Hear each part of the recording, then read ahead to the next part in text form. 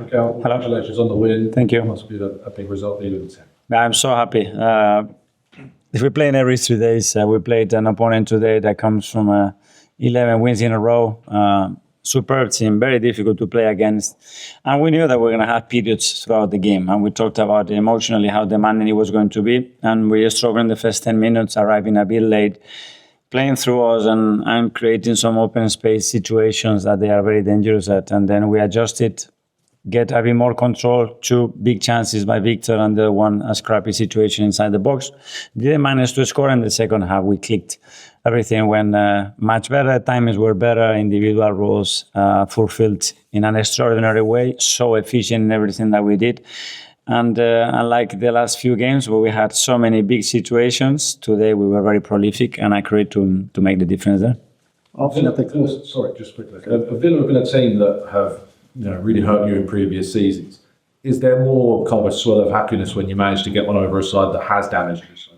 Well, especially when you play against a team that is in such a moment as well, and they are really good. They are extremely well coached, very clear what they want to do, how they want to help you, and they are very efficient at it. So they can drag you into a game that is constantly a very thin line, and you have to navigate there, be comfortable navigating through that. And we did it in the difficult moments, and then we took the opportunities in a great way. Arthur, Hi, Mikel. You mentioned in the last couple of games you wanted the margins to be bigger, and obviously they were tonight. I was just wondering, after that first goal went in, it seemed like the players really smelt blood.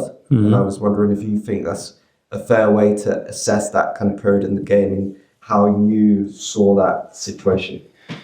Yes, and we wanted to continue to go, and we talked at halftime the things that we have to alter to be more efficient. But actually, after you have to, then you get more blood, but after you have to really grab it. And we did it. And I think individually we had some huge performances. We were very efficient in the final third, attacking the box, and that made the difference.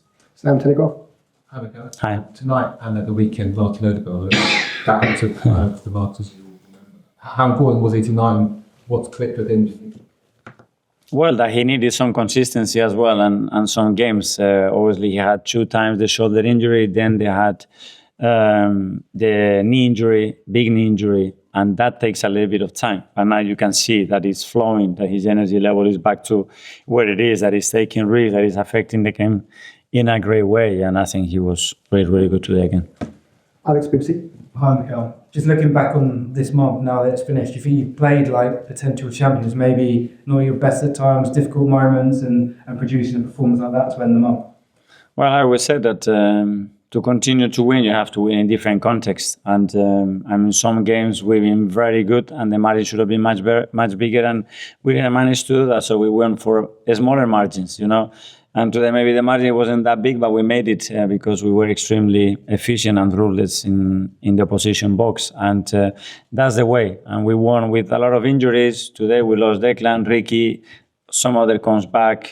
Gabi comes in after such a long time without scoring a goal, and he scores a wonderful goal. I mean, everybody's ready to contribute, and that's great. Charlie, son. Let's just ask about the 2 Gabriels, but they've both come back. You must be so pleased for both of them. Very different stories, but they've come back at the same time. Yeah, about Gabriel Jesus, I already spoke. Big Gabi, he comes from injury of 6 weeks. That probably should have been a bit longer. He plays against probably the team that is the hardest to control, especially the front players and the striker that they have in terms of their movements, and he impacts the game in an incredible way, both defending and in the position box. Was there a handshake at the end? We couldn't see whether you shook hands with their manager. You saw it, but it's okay. It's all good. Was that unusual? Was it disappointing? No, that's okay. That's part of the game, and it's not an issue at all. James, yes, good. Firstly, just check on depth. Do you expect to have him back for the weekend?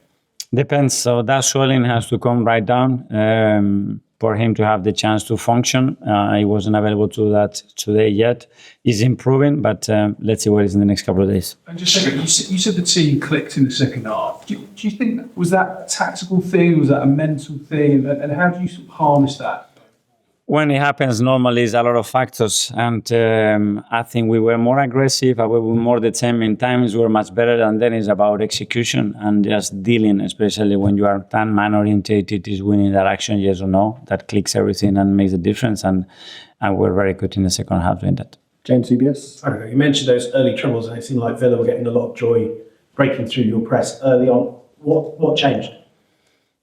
Well, that's certain individual behaviors had to change because the moment that you allow them to attack your back is a big problem because they have runners from inside, they have people that can pick up passes from deep positions, they have players in the last line that are excellent at making the runs, pulling shoulder and attacking your backs. And you have to control that because every time you give the ball away, they have the capacity to do that. And how well does it reflect on your team that they didn't drop back, they didn't try to mitigate? I really like that because you're gonna go through different patches in periods against top opposition like Villa, and then you still have the ability to come out on the game and deserve to win it. Okay, last couple. Phil, Pierre. Okay, I know obviously when you talk about in the dressing room, what sort of belief does that give the players? When you win a game like that against a team that's been on such a run that this season could be the year that you win the Premier League. His belief, his energy as well, because they put in so much. We're playing every 2.5 days. The schedule is very, very demanding. We have some very tough matches, injuries, but the players are so willing. So winning helps all that. All the sacrifices, commitment that you put in gets reflected in results and great performances, and that's so satisfying. But we know still so much to play for. It's a great way to end the year, that's for sure. And tomorrow have a good night with our families.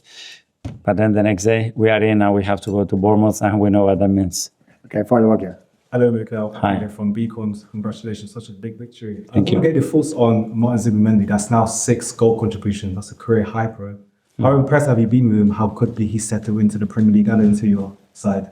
Well, I think I mentioned it a lot of times that it's a position that is very, very difficult to get an impact in the manner that he's done it so early. But credit to him, credit to his teammates as well, how easy they make it for him. And today he's done something that, in my opinion, he's got the ability to do, is to arrive in the right moment, attacking the box and finalizing actions. And he did it with such a composure. Thanks very much, Gabriel. Yeah. Happy New Year to you all. Yeah, all the best. Yeah.